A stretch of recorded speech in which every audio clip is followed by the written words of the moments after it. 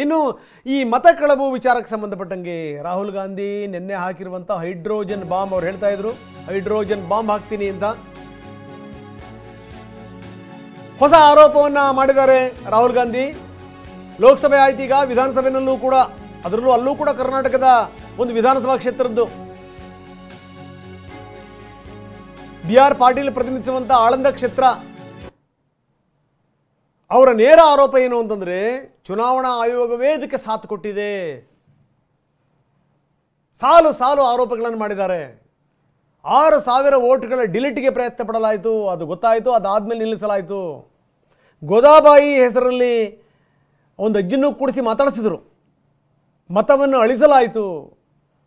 14 ನಿಮಿಷದಲ್ಲಿ 12 voter ಐಡಿಗಳನ್ನು delete ಮಾಡಲಾಯಿತು. 36 ಸೆಕೆಂಡ್ಗಳಲ್ಲಿ 2 online ಅರ್ಜಿಗಳನ್ನು ಸಲ್ಲಿಸಲಾಯಿತು. ಇವೆಲ್ಲವೂ ಕೂಡ ಹೆಂಗಾಯಿತು? ಏನಾದರೂ ಮ್ಯಾಜಿಕ್ ಆಯ್ತಾ ಅನ್ನುವಂಥದ್ದು ಅವ್ರ ಪ್ರಶ್ನೆ. ಸಾಲು ಸಾಲು ಆರೋಪಗಳನ್ನ ಹೇಳ್ತಾ ಇದ್ದೆ.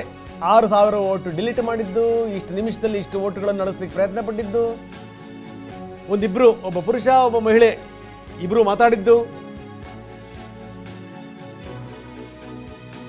ಇದೆಲ್ಲದರ ಬಗ್ಗೆನೂ ಕೂಡ ರಾಹುಲ್ ಗಾಂಧಿ ಸುದೀರ್ಘವಾಗಿ ಮಾತಾಡಿದ್ದಾರೆ. ಚುನಾವಣಾ ಆಯೋಗವೇ ಇದಕ್ಕೆ ಸಾಥ್ ಕೊಟ್ಟಿದೆ ಅನ್ನುವಂಥ ಗುರುತರ ಆರೋಪವನ್ನು ಕೂಡ ರಾಹುಲ್ ಗಾಂಧಿ ಮಾಡಿದ್ದಾರೆ.